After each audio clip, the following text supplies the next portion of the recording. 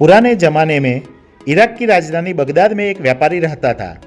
नाम था उसका अली ख्वाजा। व्यापार करते करते जब उसके पास 1000 सोने की मोहरें इकट्ठी हो गई तो उसने मक्का शरीफ की यात्रा का निश्चय किया। चूँकि वह अकेला रहता था, उसने अपनी जमा पूंजी अपने मित्र के यहाँ रखने का निश्चय किया। यात्रा के खर्च के लिए उसने 500 मोहरें अलग रख ली। फिर एक घड़े में बची हुई मोहरें डालकर तेल भर दिया। अली ख्वाजा पड़ोस में अपने मित्र वाजिद के घर गया। उसको अपनी यात्रा के बारे में बताया और कहा, यह तेल का घड़ा मैं आपके घर रख कर जाना चाहता हूँ। मक्का से लौटकर ले लूंगा। वाजिद ने अपने तहखाने की चाबी उसे देते हुए कहा कि आप तेल के घड़े को तहखाने में रखाइए। जब आप वापस लौटे तब उसे साथ में ले लीजिए। अली ख्वाजा गड़ा रखकर यात्रा के लिए निकल गया।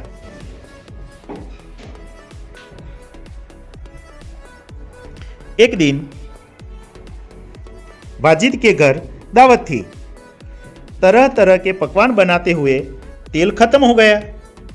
रात का समय था। वाजिद की बीवी अपना सिर खुजलाने लगी। तभी उसे अली ख्वाजा के तेल के घड़े की याद आई। उसने वाजिद से कहा, आप तहखाने में रखे तेल के घड़े से थोड़ा तेल निकाल आए। इस समय तो बाजार बंद है। कल सुबह नया तेल लाकर घड़े में भर देंगे। आज रात ही तो आकर ख्वाजा तेल का घड़ा नहीं मांगे। बीवी की बात सुनकर वाजिद तहखाने में गया। जब घड़े से सील खोलकर तेल निकालने लगा तब घड़े में से सिक्कों की आवाज आई। उसे लगा कि घड़े में तेल के नीचे कुछ है, इसलिए उसने दूसरे बर्तन में तेल निकाल लिया। उसने देखा कि घड़े में तो 500 सोने की मोहरें थी। उसने उन मोहरों को अपनी तिजोरी में छिपा कर रख लिया।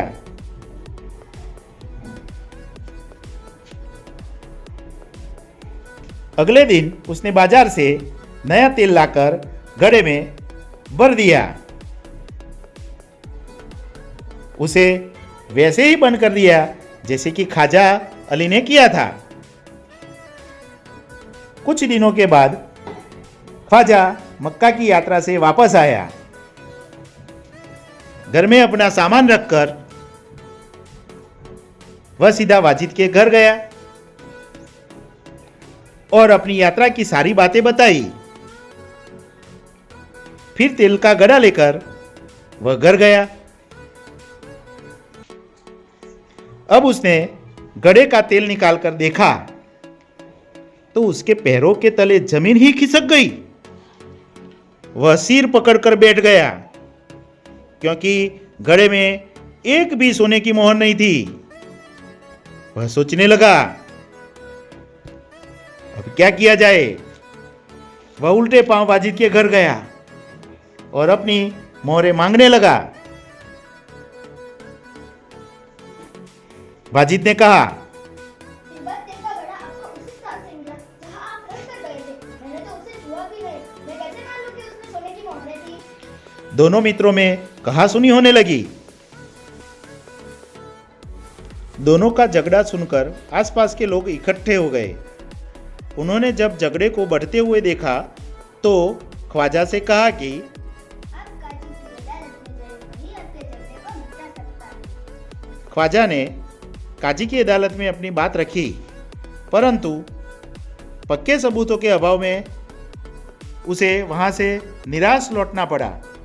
तब उसने बगदाद के खलीफा के यहाँ अपील की।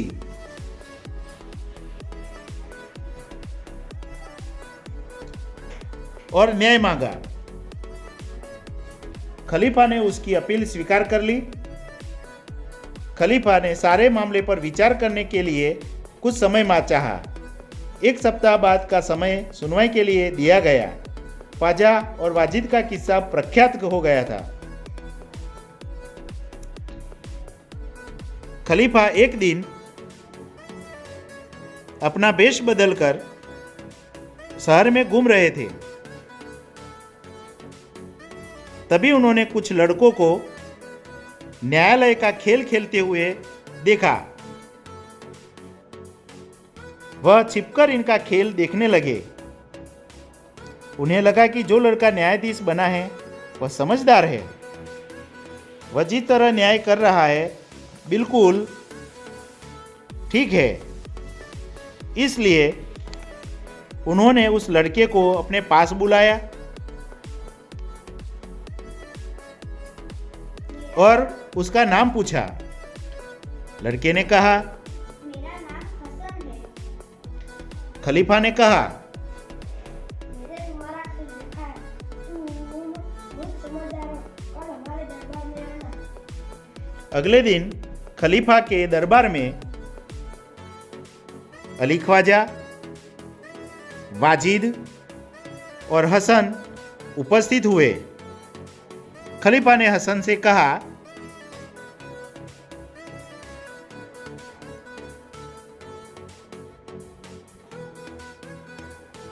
तुम दोनों के झगड़े का किस्सा सुनो और बताओ कि इनमें से कौन सच बोल रहा है। हसन ने दोनों की बातें ध्यान से सुनी।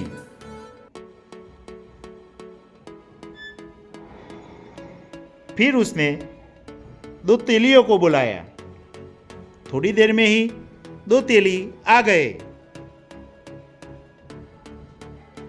हसन ने उनसे कहा, आप इस घड़े में तेल की जांच कीजिए और बताइए इस घड़े में तेल कितना पुराना है।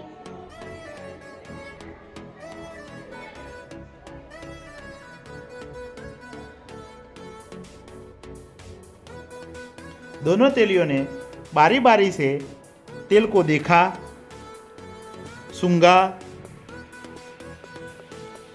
और चखा। फिर अपना निर्णय दिया। यह तेल 2 महीना पुराना लगता है। इससे ज्यादा नहीं। तेलियों की बात सुनकर वाजिद तो घबरा गया। अली ख्वाजा खुश होकर बोल पड़ा, हुजूर, मैं तो 6 महीने पहले मक्का की यात्रा पर गया था। तभी मैंने तेल खरीदा था। तेलियों और अली ख्वाजा की बात सुनकर सबको वास्तविकता का ज्ञान हो गया। तभी खलीफा को न्याय के लिए सबूत मिल गया था।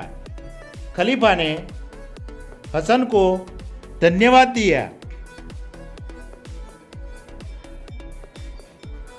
और वाजिद से कहा कि आपने अली ख्वाजा के घड़े में से तेल और मोहरे निकालिए। आप उन्हें वापस कीजिए और चोरी और विश्वासघात के अपराध की सजा भुगतिए। खलीफा ने हसन को बहुत सारा पुरस्कार दिया। खलीफा के दरबार में उपस्थित सभी लोगों ने हसन की सूझबूझ और न्याय की भूरी भूरी प्रशंसा की।